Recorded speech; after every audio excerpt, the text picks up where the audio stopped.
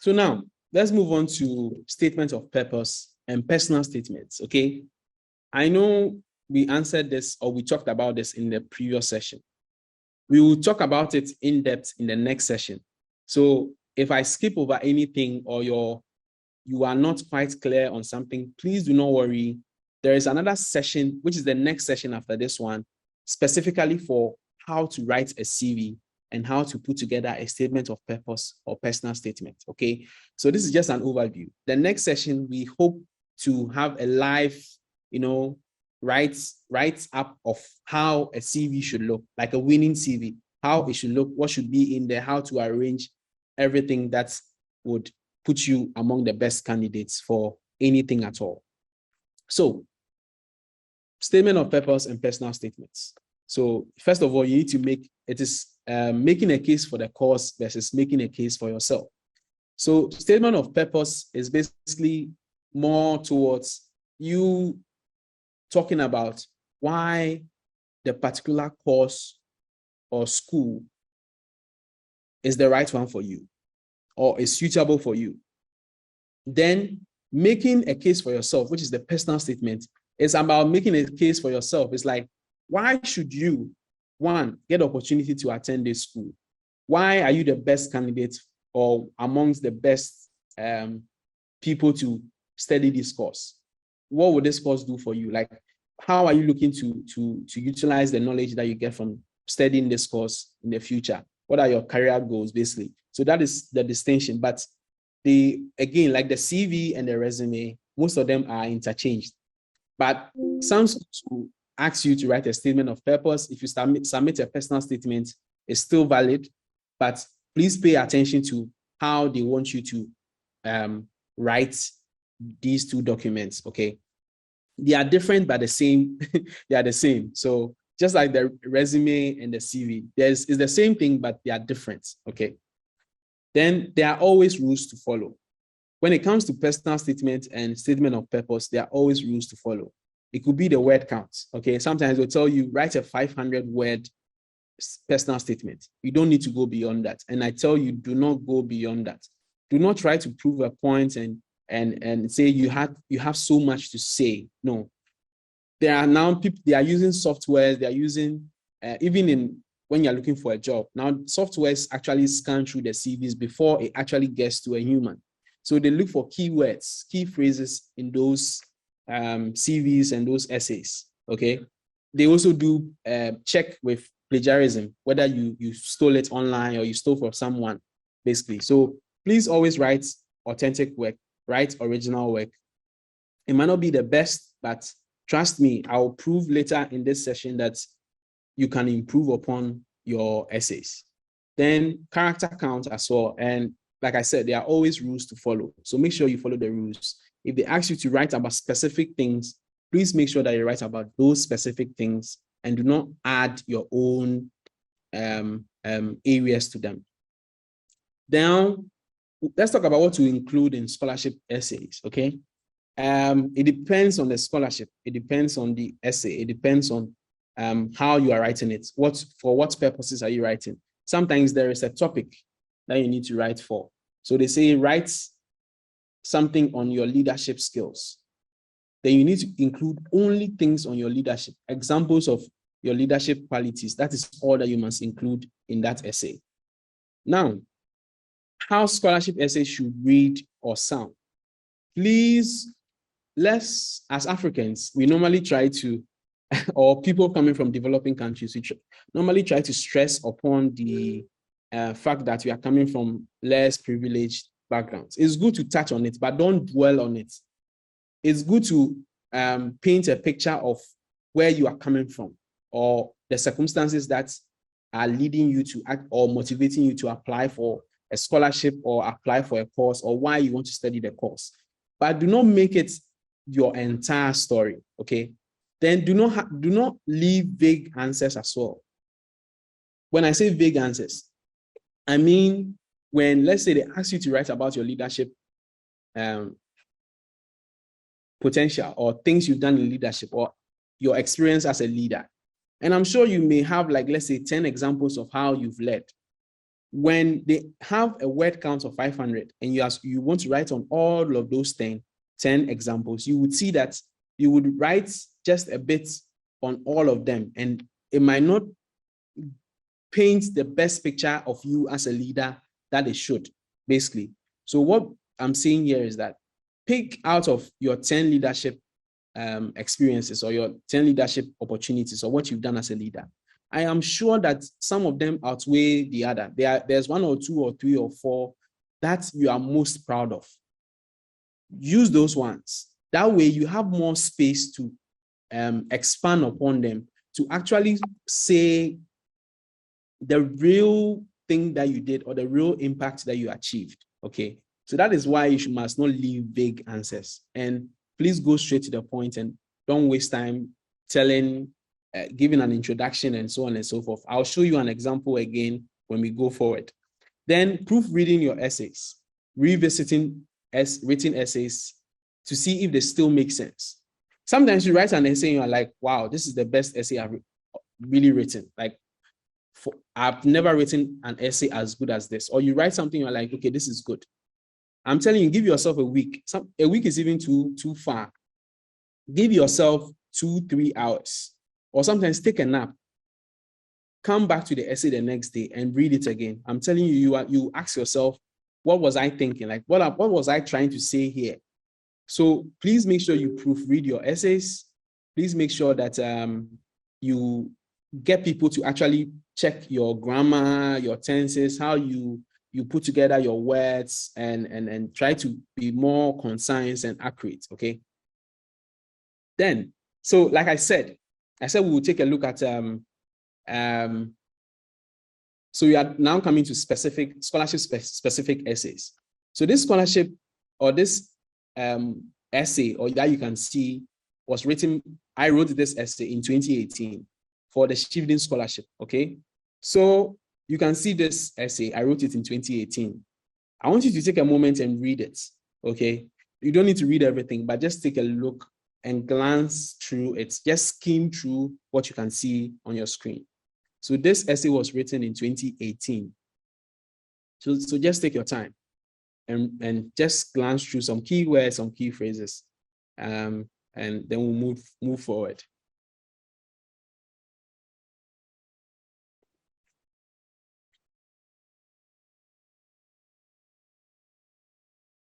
Okay, so now this essay was written in 2021, 3 years apart. Trust me, this essay you can see on your screen was evolved from this one, which is the 2018, to this. It is the same essay, but written 3 years apart, or written differently, okay? It's the same essay. When you read this one, the 2018 one, you see elements in some places that I repeated here. So in this one, in the 2018 one, I was talking about the project I worked on in my undergrad. Like, we worked on a project, like blah, blah, blah. I worked in a team and so on and so forth. So I just used my leadership. I led my project's research project or team. So we're a team of people who wrote a research together for our dissertation for our final year. And I was the leader. So I thought that was the best leadership example I had at the time. Okay. So that was all that I had at the time. So that's what I wrote on. But let's look at 3 years later. And mind you, what I wrote in 2018 did not get me anywhere in the Shivdin Scholarship. Okay. Now check out the 2021 version of the same essay. Okay. So you notice that the old one starts about growing up, how I grew up, growing up as the eldest child, and so on and so forth. It starts the same way, but in a different way. Okay, it starts the same way, but in a different and a totally separate format. And you will notice that I had more and better examples of how I was a leader this time. So in 2021, so many things happened, or after 2018, so many things happened. I got other leadership opportunities. I joined Young Graduates. So I had even better examples. So the reason why I'm saying this is basically because sometimes it takes you a while to actually put together your winning essay. It took 3 years. So it basically took me 3 years to put together this essay. And this essay actually got me an interview for the Shivling Scholarship. I was shortlisted as well. You get it? So I hope you can see the difference between the two essays.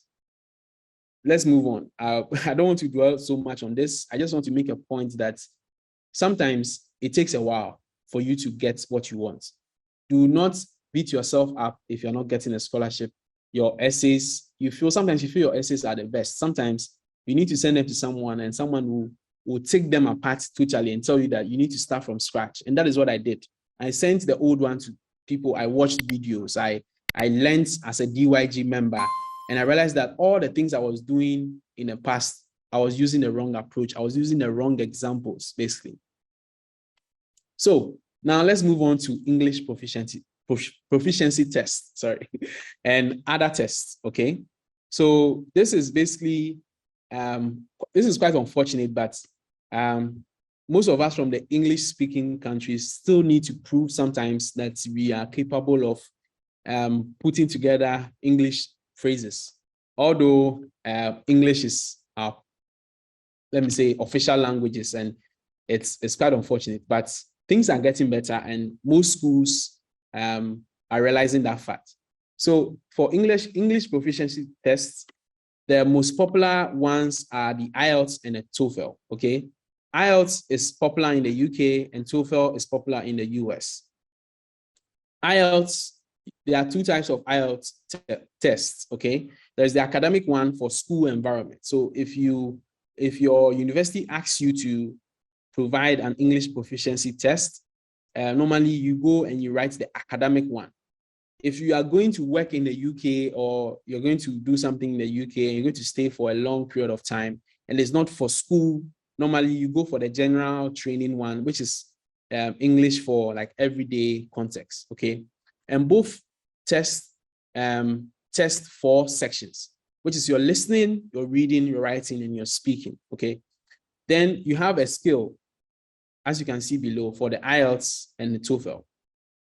Then on this skill, you might think that A1 should be the best because academically, when you have A1 or A, it means that you did well. No, A1 is actually beginner, okay? And you should be aiming for C2, which is like advanced and master. But most schools accept B1 and B2, which is for IELTS between 4.0 and 6.5. So if you are able to fall within the intermediates, which is B1 or B2 language proficiency, you should satisfy the English proficiency requirements, okay? TOEFL also does its own in 42 and 94 and B1, B2 as well. So now, there are other tests, okay? I don't want us to go through, or there are so many tests, actually. There are thousands and thousands of tests. Some I did not even include. There's Duolingo, there are some online tests that it depends on the school and what they accept. You just need to find out, okay? Then there's the GMAT and the GRE, okay? The GMAT and the GRE are normally popular in the US, but in other countries as well, you need to provide either one of them, okay? And as you can see, the biggest difference between the two is that the GMAT is normally for business school admission. So let's say you want to apply for an MBA. It's really popular when you're applying for MBAs.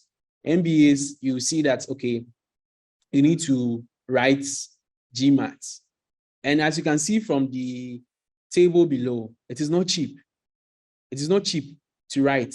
$250, that's a lot of money in cities or in Naira or in rupees or across the world. Even in the US, that's still a lot of money for a test, basically. The GRE is also accepted for most graduate programs. So you have your business, your law. So if you're a business student or you are going after a business course, you could either write the GMAT or the GRE. It depends on the requirements, okay? I'm going to give you a minute to see, check out the table below. Just 5 seconds to see what those things are down there. And I forgot to mention this about the IELTS. The IELTS is valid for 2 years, unless they have been changed. But as far as I know, when you write the IELTS, it's valid for 2 years. So if you write the IELTS and you're not able to use it to apply for any scholarship or any admission, after 2 years, you need to go and write it again. And you pay, okay, for the IELTS. So each time you write, you pay. And it takes a while to actually study for the exam. And you can fail, actually. Don't assume that you have been speaking English your entire life. You might go for the test and you might realize that your English is not as good as you thought it was, which is quite unfortunate, but you can be failed for the IELTS and the TOEFL. So if you have no option than to take those 2 tests, please study properly so that you make the most out of your little resources. Now, there are ways to avoid all the tests that I've just taking you through, okay? There are ways to avoid them. Number 1, apply for a waiver. You need to send an email. Sorry, I wrote an email. It's supposed to be an email. Again, like I said, you might not, you might think you have the best handle on the English language, and you will go and say instead of an, and that might be you losing marks in the exam. Okay, so this is a perfect example in your writing test. So you need to send an email to the admissions office. So basically send an email to whichever email sent you the notification that you have gained admission, but you need to provide IELTS or so and so, or you just find it on the school's website and say, hey, I come from Ghana, and Ghana is an English-speaking country. You can include links to the Wikipedia page, like anything. Like there's no format to applying for a waiver. You can just even send and say, hey, I refuse to accept this, because you can see my degrees in English. You can see I'm typing in English, basically, like, like it happens. You just need to send an email, and people have done it. And normally when you send an email, they normally waive it and say they are sorry and so on and so forth. And they take off that condition from your requirements. Also, if you are West African, you can also use your WASI results. I'm sure all of us took English one way or the other, or wrote English, because English is a core subject for the WASI. So the minimum you should get in English is C4. So if you had C4 and up, submitting your WASI results as your proof of English proficiency is accepted by some schools or most schools in the UK. You just need to try it or ask. Okay, so once you're applying for the waiver, you can say, oh hey, I come from an English-speaking country. Here is my WASI results. WAEC is a recognized examining body here in West Africa, and this is the results I got for English. And they'll write you back and tell you what their decision is, whether they still insist that you should write a test. And I remember Lois made gave an example of somebody who just had to take an online test. And it's just, I am a boy, you are a girl, like I am going, those kind of things. And you just send them the results, and that will be it. Something just to prove that you speak English. Then finally, you could secure a proof of English proficiency from your university. So this is just basically a letter that your 4-year degree, your 2-year degree was taught entirely in English. Okay, so there's no way you took courses in English, you wrote exams in English, you took tests in English.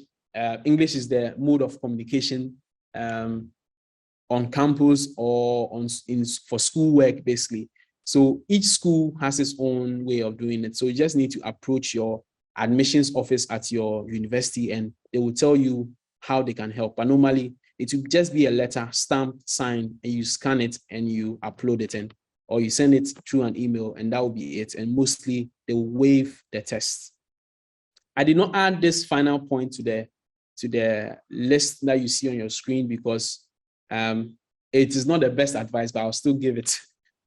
you just sometimes need to stick to countries that speak English. So if you want to avoid this test, sometimes you need to go to the UK, go to the US, apply for courses that are taught in English. Even if it's in France, sometimes they'll tell you this course is taught entirely in English, and that will be it. You don't need to provide any test of English or sometimes German and other languages, basically, unless the scholarship is adamant about it and says you must do this. Sometimes if it is in a foreign speaking or like a country that does not speak English, they will still award you the scholarship. But when you get there, you will take classes in the language. So it is not something that would prevent you from getting a scholarship, but it's just something to make your life easy in whichever country that you are going to. So now, recommendation letters, okay? Recommendation letters. I'm sorry to tell you that you are going to need one way or the other. Whether you like it or not, you're going to need recommendation letters to achieve your goals when it comes to scholarships. You are going to need one. It's either you need one for your admission or you need one for your scholarship application. For scholarships, you would always need to submit a recommendation letter or a reference letter. Admission, sometimes it's not every school has its own rules. Some schools don't ask you to submit a recommendation letter, okay? So if they don't ask, then you don't submit. But for scholarships, you will need to do it because they need to give the scholarship to the best people. So they need to see how good of a student you are. And sometimes they need some from your employers as well. So under recommendation letters, I will advise you to build relationships with your lecturers, your employers, and your supervisors. This is very, very important. If you are still in school or you're in your final year or you are done with school, please go back and I don't know the word to use. Like, you need to go and create relationships with your lecturers. When I say relationships, I don't mean romantic ones. I mean that you need to actually make sure that you have someone from your academic side of things that can write an academics reference for you. And if you are employed too, sometimes you need a professional reference. If you are not a good employee, you were not a good student, it's going to be very, very difficult for you to get a reference from these people.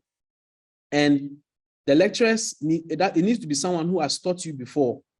It needs to be someone who has taught you before because they need to talk about how they saw you when they were teaching you or whatever course that they taught.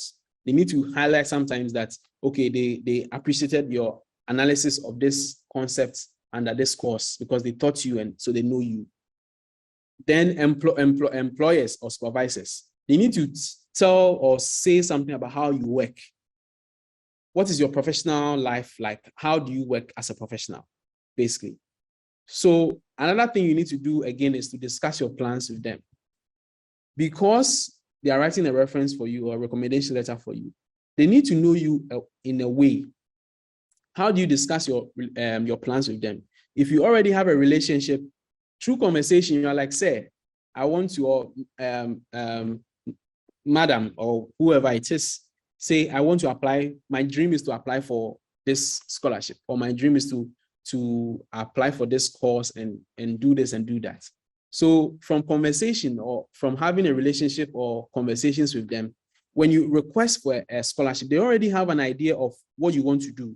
So they look at the course and they look at the conversations you've had in the past, and they can even recommend and tell you, okay, from the conversations we had in the past, I don't think this course can do what it wants to do for you. Or sometimes they tell you that, okay, this course is really good for you and I'll write the best recommendation letter I can for you. Then the fourth thing you need to do is request early. Request early and make sure to follow up, okay? When you request early, sometimes the people you choose as your references have extremely busy people or are people that would not have time to actually sit and write the reference for you. Sometimes they'll ask you to write it and send it to them, and they will review, correct some mistakes and rewrite it in their own words, but you do the chunk of the work for them. So when you request early and you know that you're applying for the Shivling scholarship and you've requested for a reference letter 2 months, 3 months in advance, if the person even takes a month to respond to your email or even start writing a letter, you will not be found wanting, or you would not lose out on the opportunity. Okay. Now, please choose your references or your referees well. Okay. Choose them well. Sometimes we make the mistake of choosing people we feel or we think would give us the best chances. And sometimes they are the people, or their recommendations do not take us as far as we should. Sometimes even goes to the extent that they can sabotage your plans. Okay. This is the reason. Sometimes when you submit their email, their name, and their address into a portal, so the school will then send them an email to fill in your reference. So you will not see what they wrote for you. You would not see it. It will ask them to write it in the portal and submit it, and that will be it. The only thing you will see from your end is that a reference has been submitted on your behalf. You will not see what they wrote. But there are other instances where you can upload the reference yourself. So that way you can see exactly what the person wrote for you. And please make sure that your references are typed or printed on official letterheads. Okay. Or the scholarship will let you know the requirements. Sometimes they'll tell you it needs to be signed, it needs to be dated, it needs to be stamped. Okay. It needs to be on official letterhead. Sometimes it even says that the reference needs to be sent from an official email. Okay. So the reference, you can't send a reference from your Gmail account, from your Yahoo account. It needs to be the, let's say, universityofghana.edu.gh, like, or if it's a professional reference, it needs to be the company's email with the .org or those kind of tags at the end. And that is another level of verification to see whether you did not let someone else write, or you are not inputting your friend's email address so that your friend will act like your referee or your lecturer or your employer. It will not work. Then please use your recommendation letters or opportunities wisely. Why am I saying this? The reason why I'm saying this is that you might have so many scholarships you are interested in to apply to, but you may have limited opportunities to actually get a reference letter. So you have one referee who takes like 2 months to write one recommendation letter. And you know that recommendation letter needs to be addressed to the school and sometimes the scholarship. So when it's addressed to the Shielding Scholarship, you can't use it to apply for the Commonwealth Scholarship. You need a new one on a new letterhead. So it needs to be printed again. So do not waste your references on scholarships that you are not prepared for. So you just saw the scholarship and you're not really prepared, but you're just trying it to see. So you request for a reference, then you get a reference and you apply. And because you've not applied properly, or you've not put in like your maximum efforts, you don't get the opportunity. And when the actual one that you truly, truly want, or the one that you've actually prepared for comes along, the one you requested for a scholarship or a reference from has said, oh, I've written one recently, use that one, or says that, oh, I'll write it, and the person delays and you lose out on the scholarship. It's very, very unfortunate. So please use your opportunities wisely. Do not just request references just like that. Prepare properly for whichever admission or whichever scholarship you want, and make sure that when you request for it, you request early, it comes on time, and you are truly, truly prepared. Because the reference letter does not mean that if you have the best reference letter, does not mean that you're getting a scholarship. Your application also counts. So you need to do your part, and they also need to do their part, basically. Then finally, you need to provide a checklist of important facts about yourself. Sometimes, if your reference or a referee says, okay, I'll write it for you, sometimes you need to provide them with a checklist of things about you, facts, like, that they can use in the reference letter, maybe the course you are applying to, why that course is important to you, so that they'll read it and say, okay, yeah, I see where this person is coming from. Let me write something and attest to the fact that this person is capable and suitable for this course. Because we'll touch on reference letters or recommendation letters later in this series, and you will see that the facilitator will touch on all of those things. And it is very, very important that they attest to your suitability. They need to say exactly what or what kind of student or what kind of employee you are. So it's really, really important to for them to put together the right facts about you. Okay, so with that, we've come to the last but one slide of this sessions, and it's on extracurricular activities. Okay, we have a whole session plan for this sort of, which is like the safe session before the final session. We have a session planned on sustainable development, okay? Scholarships and SDGs, or sustainable development, okay? But I just wanted to touch briefly on it. Extracurricular activities are basically the heart and soul of your scholarship application. Why am I saying this?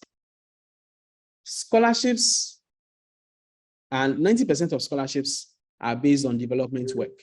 So when I say 90% of scholarships are based on development work, what I mean is that they are based on things that you are doing beyond your academics, beyond your profession, because so many people qualify for the scholarship. Why are you unique? What is so unique or so great about you that when we give you the scholarship, we make the most value out of our money? So they want to make sure that when they help you or they give you the free money, as we call scholarships, it will be paid back in terms of helping other people, in terms of your work that you do. So you need to give back with your work. So sometimes they'll need you to prove that, okay, what are you involved in? What sort of NGO development work? How are you helping people? How would this knowledge or this scholarship help you help others, basically? So you need to talk about all of those things. So 90% of scholarships are like this: Chevening, Commonwealth, SI scholarships, DAD scholarships. So many. You need to talk about something that you are doing in the community. So if you are here on this call and you are not, or you are watching me from Facebook and you are not involved in development work, you need to find your angle. And I'm going to be talking about that shortly.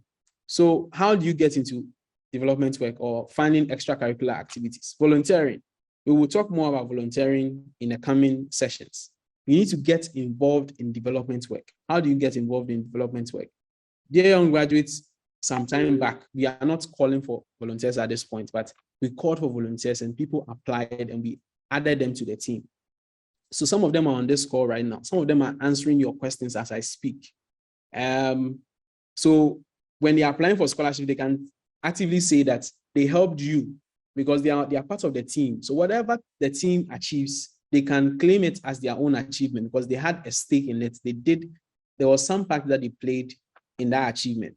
So when the UIG says we had a call where we taught 100 people how to win scholarships, or we taught or tutored people in this thing, all our volunteers can actually say they helped make that thing happen. Okay, so you need to also find volunteering opportunities. And this is one advice I'll give to anybody who is still in school and it's on this call. If you are still in school, when you have your long breaks, please go and find NGOs to volunteer with, find orphanages, find something that you are passionate about and volunteer and work and do something for free. Do not always wait or expect that you'll be paid for whatever that you do, because you reap the benefits later. Find an organization that is calling for volunteers. If they're not calling for volunteers, send an email. Say, I'm ready to help you in this for this number of months for free. All I need is that you give me a recommendation letter. All I need is that I'll be able to use your name, your organization, or on my CV as a volunteering opportunity that I had or something. Thirdly, you could start a movement you're passionate about. So when Lois and Onadoma were passionate about helping people with scholarships, they started Dear Young Graduates. That is why you are here today. So I'm not saying go and start your own NGO, but if you have the means, you have the capacity, you have the passion, you have the right kind of people around you, and you really want to win scholarships, I'm telling you that go ahead and start something small. You don't need to register it officially. It doesn't need to be a business. It could be something that you do, teaching kids on a weekend, getting your friends together to teach kids for free on a weekend, math, science, you're a science student or an engineering student, you are teaching kids maths. Those are things you could write about. And trust me, it will get to a point that you might not need a scholarship anymore based on the work that you have done. I'll use myself as an example. So I have professional works that I do. So I work with Melton Foundation. I can tell you that Dear Young Graduate played a huge role in my recruitment, okay? So getting that job was partially part to the work I did at Dear Young Graduate, because when they asked about the SDGs, I knew what the SDGs were. I could talk about the SDGs. I was passionate about the SDGs. And I got a job over people who had higher qualifications or even were even better fits than I was. But because I was passionate about the entire thing and I knew what I was about, I got a job. So I would also ask you to find a course, okay? I left the course out on the slide. So finding a course and sticking with it. So SDGs. If you don't know about the SDGs, please Google them after this call. We would have a session on them as well. We'll have someone come and talk about the SDGs, give a presentation on what the SDGs are, and to help you and their importance when it comes to scholarships. All the scholarships are SDG based. So you need to have the SDGs at your fingertips, okay? Then you need to document your exploits. When you go out and you volunteer and you do all of these things, make sure that when they are taking pictures, you are part of your on the pictures. Make sure that you ask them to tag you on when they post it on social media. Create an online presence. If you need to write an article, a blog about the things you'll be doing, set it up.